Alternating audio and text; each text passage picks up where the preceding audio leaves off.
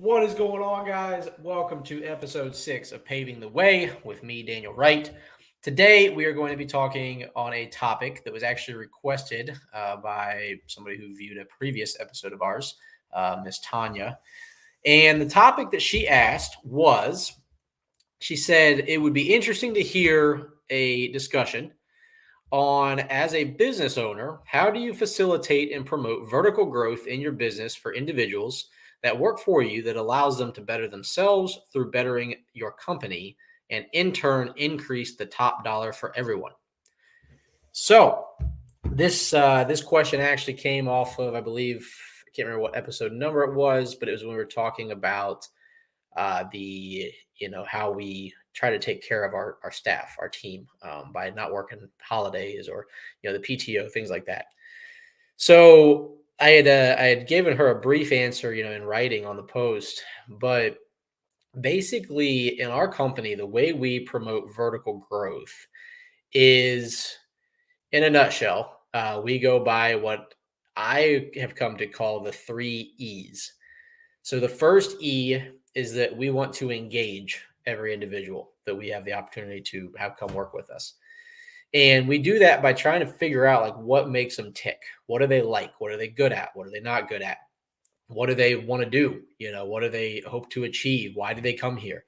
So we want to figure out what we can offer them to get them engaged. We want to make sure that when they show up every day, that even if it's not a great day before they get there, they're like, hey, at least I get to go do this. Whatever this is, that's going to engage them. That's going to make them feel part of something. That's going to give them an opportunity to excel in their areas of strengths. And so we try to figure that out first. Once we figure out what that is, like in our company, we've got one individual, he loves line striping. He loves the painting of the lines on the parking lot. And so once we figure that out, we said, great, let's give you more opportunities to do this. Let's teach you more about it. So that leads us to the next E in the 3 E's, and that's to educate. So we want to educate that individual on as much as we can, as much as we're capable of whatever it is that kind of topic is that we've engaged them on.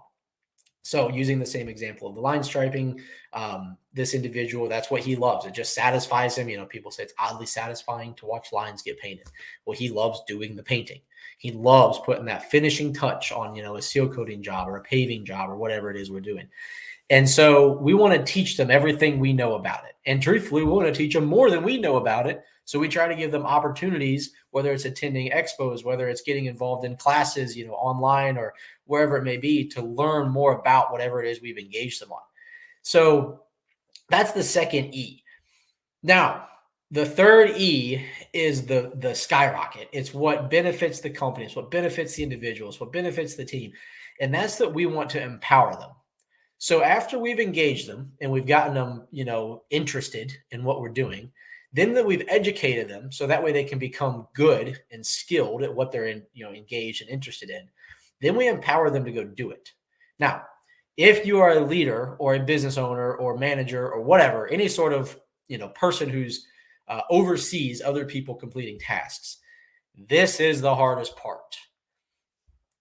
That means that we have to get out of their way in order to empower them to use what we engage them on and what we educated them on to then go do it, to go excel at it, and to just give them the opportunity to make it their own. Because at the end of the day, if we put that lid on them, if we cap what they're doing after we've spent the time engaging them, after we've spent the time educating them, and we just say, okay, well, now that you know all this, you just got to stay right here. What are we going to do? We're going to eventually make that person wore out of hitting that lid. And so they're going to just go find something. They're either going to do one of two things. And this is a lesson I learned from John Maxwell at the retreat a couple weeks back. They're going to either settle and just, plateau out and not really provide as much value as they're capable of, which eventually will likely lead to them leaving. So if you've put in all this time to engage them, you've put in all this time to educate them, and then you don't empower them, what did you really do except waste your time and theirs? So that's what we've found is our kind of base premise on how we create and promote vertical growth in the company. And it provides value to the individual because it gives them a sense of accomplishment, a sense of purpose, a sense of belonging, and just it makes them feel valued because we try to put in that effort to figure out what they like. And with the amount of hours that they put in sometimes at this company, they better like what they're doing for the most part. So I don't know about you guys out there who are working other jobs that you're at or with other companies, but there's times that we pull, 50, 60 hours. And if we got somebody coming in here and we haven't taken the time to engage them, we haven't taken the time to educate them, and we certainly don't give them the time to, the opportunity to be empowered and to jump on that rocket ship to let them just grow and go and take the company and everybody with them, those 50, 60-hour weeks aren't going to last too long because they're going to find something else that they feel empowered with, that they enjoy, that they're engaged in, that they can get educated on and continue to learn more of. So that's my answer to that, how we promote and allow the vertical growth in the company to help the individual, to help the company, and help everybody that's involved with it. Yes, at the end of the day, it improves the dollar, the top dollar for everyone. The individual who's growing up through the ranks, they're obviously going to continue to make more money because they're providing more value. The company is going to be able to generate more money because they have more people providing more value to more people at one time, and then it just continues to grow. It's a momentum thing. So that's what I really encourage is anyone who's in any sort of a leadership position that is truthfully responsible for the work lives of other individuals, which you should not take lightly. They commit a lot of time to that.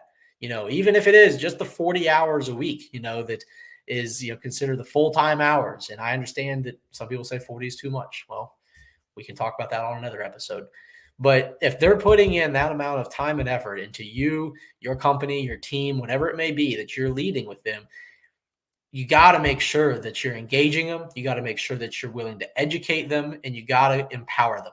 You got to get out of their way and give them the support, the encouragement, and the opportunity that they need to be the best version of themselves. That in turn will make your team, your company, whatever it is we're talking about here, that is the key to it growing together. So I hope that provided some value to you. Tanya, I really appreciate you asking about that. And I look forward to any other questions, comments, or suggestions on things that you guys would like to hear my perspective on. Because at the end of the day, we want to pave the way for you to create whatever life it is that you dream to have. So thank you guys. Appreciate you tuning in. And I look forward to talking to you next time.